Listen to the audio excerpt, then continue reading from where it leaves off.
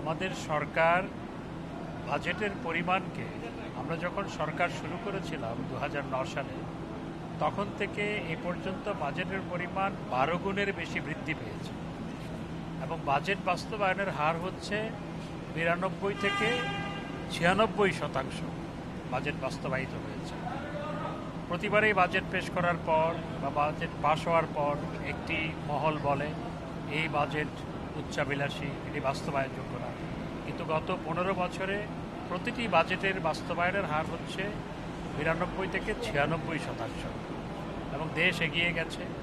মানুষের মাথাপিছু আয় বেড়েছে, দারিদ্রতা 41% থেকে 18.5% নেমেছে, অতি দারিদ্রতা 25.5% থেকে মাত্র 5% নেমেছে। দেশের গড় জিডিপি ভারতকে ছাড়িয়েছে, পাকিস্তানকে তো বহু আগেই ছাড়িয়েছে।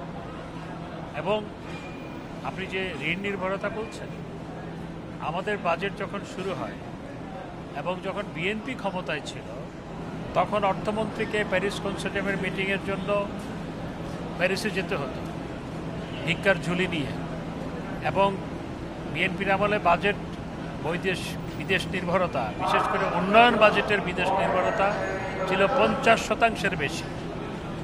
আর আজকে আমাদের বিদেশ নির্ভরতা কমে সেটি 15-20% নেমে এসছে এবং আমরা অনেক বিদেশি ঋণ ফিরিয়ে দিই।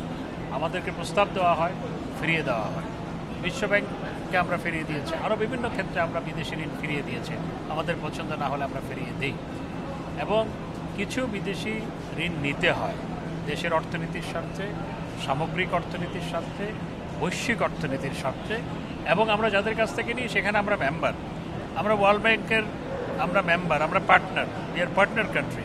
আমরা এডিবিতে উই আর পার্টনার কান্ট্রি এবং আমাদের জন্য এই ওয়ার্ল্ড ব্যাংক, এডিবি, ইসলামী ব্যাংক সহ সব জায়গায় আমাদের দেশের জন্য বরাদ্দ থাকে। সেই বরাদ্দটা যদি আমরা না নিই তাহলে সেটা ল্যাপস হয়ে যায়। সুতরাং এই জন্যই এটা নিতেও হয়।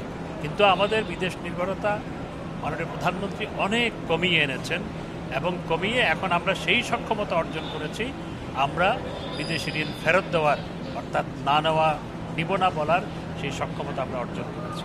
স্বাভাবিকভাবেই আলোচনা হবে। সৌদি প্রিন্সের সাথে আমি হজে গিয়েছিলাম, তখন দেখা হয়েছিল, তখন তাকে আমি বাংলাদেশে আসার আমন্ত্রণের কথা পুনরুল্লেখ করেছিলাম, তিনি বলেছেন ইনশাআল্লাহ।